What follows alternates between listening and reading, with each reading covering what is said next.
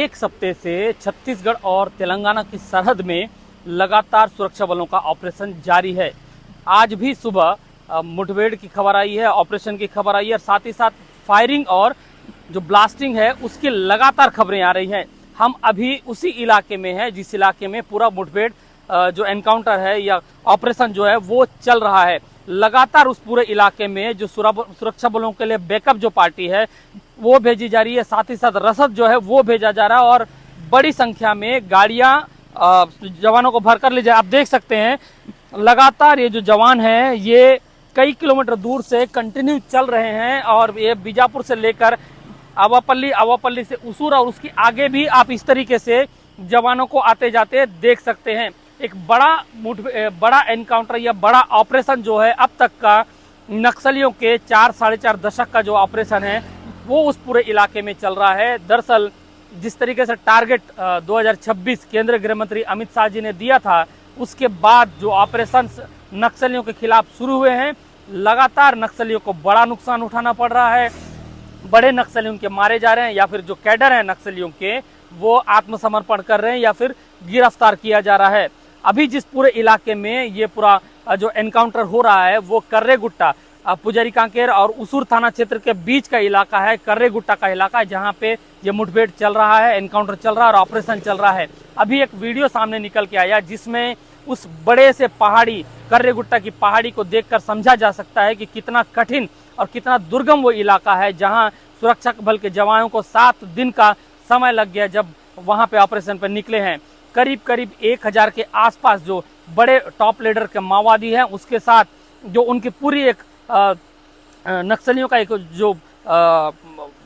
Battalion हो वो वहां पे मौजूद है, जिसके लिए 1000 से ज्यादा जो जवान हैं वो वहां 10,000 से ज्यादा जवान जो है वो वहां पे पहुंचे हुए हैं और लगातार ऑपरेशन की जा रही है। वो पूरा इलाका लगभग 150 से 200 किलोमीटर का एक रेडियस है जहां ये पूरा जो ऑपरेशन है वो चल रहा है और उस पूरे इलाके में करीब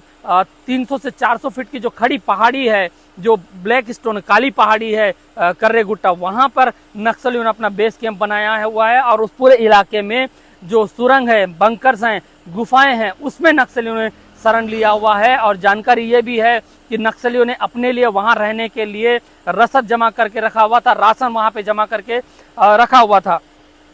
अब आपको बता दें जो नड़पल्ली गुफा है जहां अभी कल एक वीडियो आया था जहां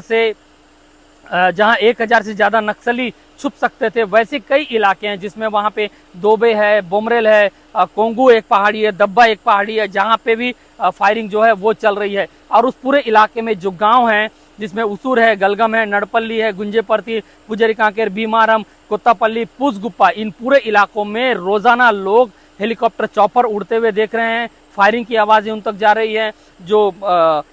आईडीज डिफ्यूज की जा रही है उसकी आवाजें वहां पे जा रही हैं, जो बम ब्लास्ट हो रही हैं उनकी आवाजें जा रही हैं। तो ग्रामीण भी दहशत ज़दा हैं, खौफ ज़दा हैं वहां पर, लेकिन ग्रामीणों को सुरक्षा बल के जवानों ने बता दिया है कि वो एक गांव से दूसरे गांव में मूवमेंट ना करें। और रही बात मीडिया की, तो मीडिया को भी उस इलाके में जाने से रोका जा रहा है, किसी भी कवरेज से वहां पे रोका जा रहा है। और इसी इलाके से लगातार जो फोर्सेस हैं वो मूवमेंट कर रहे हैं, उस इलाके में जा रहे हैं, रसद वहां पे पहुंचाई जा रही है, रीइंफोर्समेंट पहुंचाई जा रही है और माना यह जा रहा है कि ये जो मूवमेंट है, ये जो ऑपरेशन है कई दिन और वहां पे चल सकता है जब तक कोई सफलता ना मिले। हेलीकॉप्टर का जो वीडियो है उसको देख के साफ समझा जा सकता है कि बहुत विशाल वो पहाड़ी है, वो पूरी श्रृंखला जो है कई 40 से 50 किलोमीटर लंबी श्रृंखला है, लंबी पहाड़ी है, गुफाएं हैं,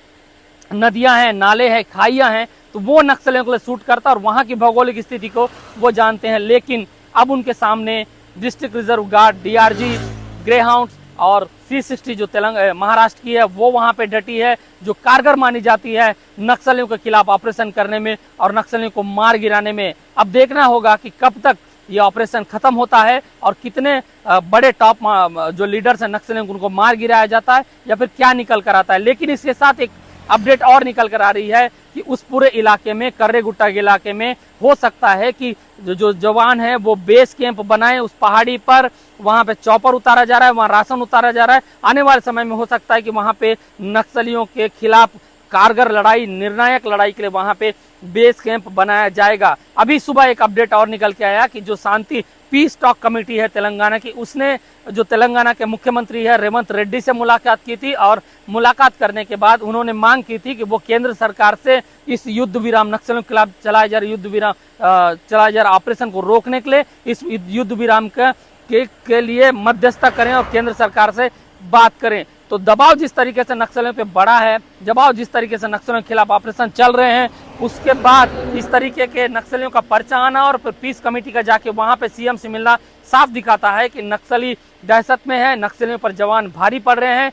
सरकार लगातार उनसे शांति वार्ता के लिए अपील कर रही है कि वो आकर मतलब शांति वार्ता कर सकते हैं, लेकिन शांति वार्ता के कंडीशंस को देखकर लग नहीं रहा है कि बहुत जल्द शांति वार्ता हो सकती है। आने वाले कुछ घंटों में या कुछ दिनों में ऑपरेशन से कुछ निकल कर आ सकता है। तब समझ आएगा कि ऑपरेशन कितना बड़ा था, किस तरीके का था और कितनी बड़ी चुनौतियां थी। कर्रेगुट्टा इलाके से मैं पवन दुर्गम, जी मीडिया के लिए।